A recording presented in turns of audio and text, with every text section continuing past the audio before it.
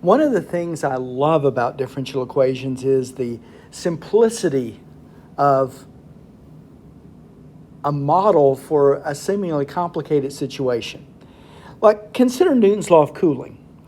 Newton's law of cooling deals with this situation. Let's suppose that you're in a room where you've got room temperature, of course. Okay, so here's the room temperature. And let's suppose that I'll call this T sub S. This is the surrounding temperature in the room. And let's suppose that you remove something from a heat source. And let's suppose that heat source is somewhere up here. So here's the temperature up here, and here is time down here. Okay, so we have the horizontal axis is time, and you have the vertical axis is the temperature. Now, when this substance, whatever it is, was in the heat source, the temperature was way up here. Okay, so here's the temperature. After you remove it from the heat source, it immediately begins to cool. Picture a pot of boiling water. Once you remove that boiling water from the flame, it very quickly stops boiling. So what happens when you remove the substance, whatever it is, from the heat source, it begins to cool very rapidly. Now, as the temperature of that substance gets closer and closer to the surrounding temperature, what happens is it slows down. So what you have is you have a curve that looks something like this. Okay? And it gets closer and closer. It's got a very steep decline immediately when you remove it from the heat source. But as it gets closer and closer to the room temperature, it kind of levels off.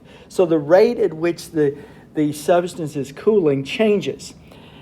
And the way we could state that mathematically is we could say the rate at which temperature is changing with respect to time is dependent upon the difference in the temperature of whatever the substance is and the surrounding temperature.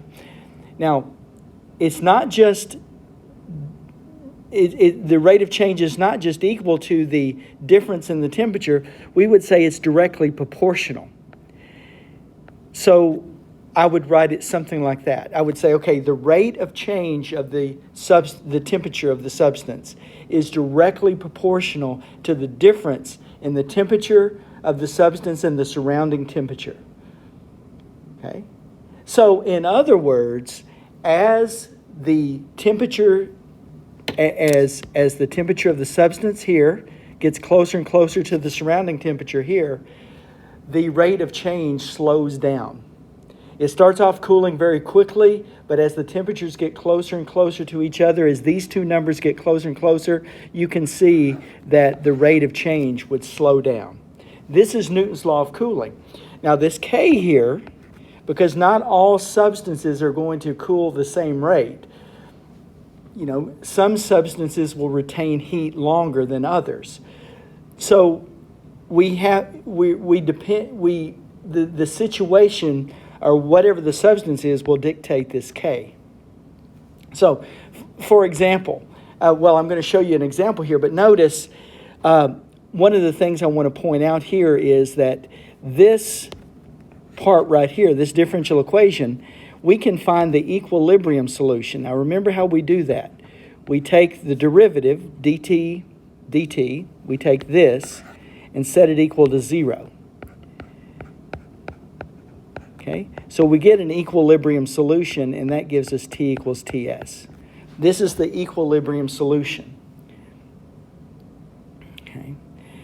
Now, I want to show you a particular example. Let's suppose that you have something in the oven.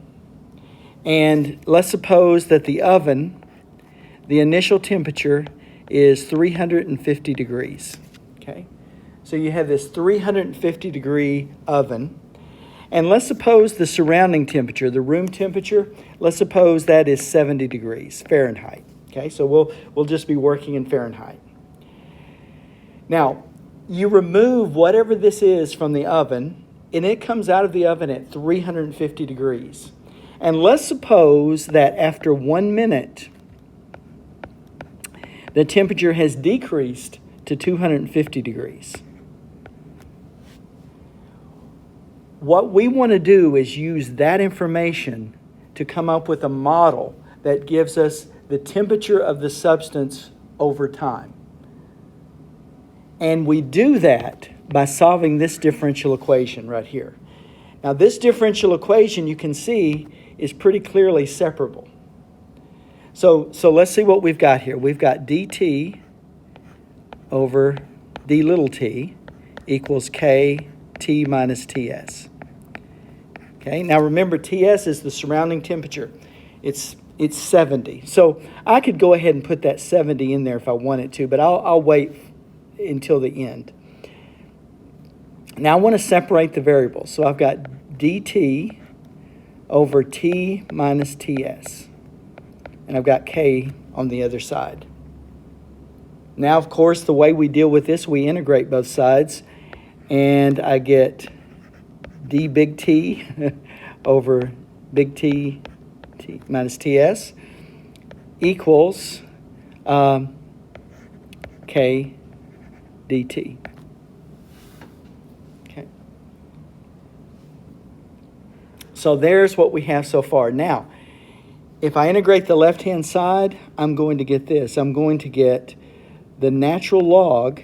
Now, I'm just going to put t minus ts instead of the absolute value, because notice that in our scenario here, t is bigger than ts. So I'm not going to put the absolute value there. I'm just going to call it the log of t minus t sub s. On the other side, I get kt plus a constant. There. Now, I'm not completely finished yet, even though I've got rid of the derivative. Now I want to go ahead and solve for t, big T. Okay, so I want to exponentiate both sides. So when I do that to the left side, I get this t minus ts, and over here I get e to the c, e to the kt. Okay. So I've just exponentiated both sides. And now let me do this. I've got e to the c right here. I don't like that. That's just a constant, right? E is a number, c is a number. So let me just call that h. So I'm going to let e to the c equal h. And now I've got this differential equation. Yeah, there's what I got. And at this point, I think I'm gonna go ahead and put in the 70 degrees. So I've got t minus 70, and I'll just leave off the degree notation, equals h times e to the kt. There. Now I've still got two constants there. I've got h and I've got k. But fortunately, I've got some conditions that I can solve those. First of all, I know my initial temperature was 350 degrees. So that's going to help me to solve for the h, because what I've got here is I've got 350 degrees minus 70 equals h times e to the 0. Okay? And of course, e to the 0 is 1. So what we get here is we get h is equal to 280. 280. Yeah. So there's what we have. Now our model is starting to take shape. So we've got t minus 70 equals 280 times e to the kt. Okay, now, I still don't know what k is. But fortunately, I have this bit of information here. Good. That's what I can use to find k, because I know that after 1 minute, the temperature was 250 degrees. So I've got this. I've got 250 minus 70 equals 280 e to the 1k.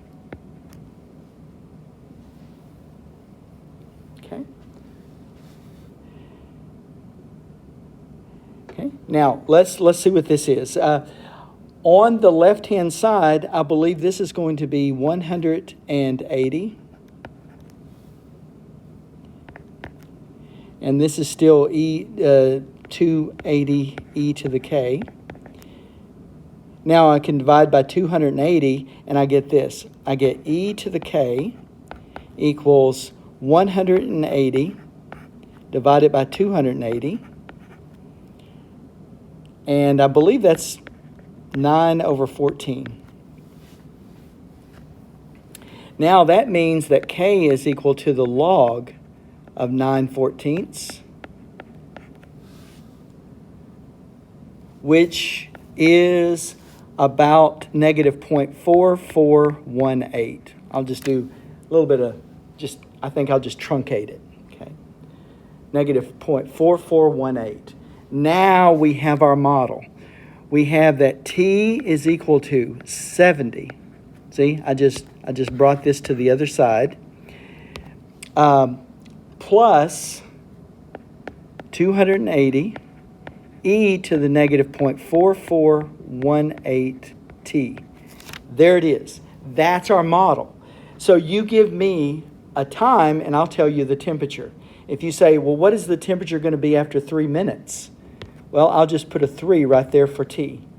Now, if you want to ask another question, if you want to say, well, when will the temperature be 80 degrees? Then I'll put an 80 here and solve for t. Now, let's see what this looks like. If we go over here and look, whoops, I opened the wrong thing.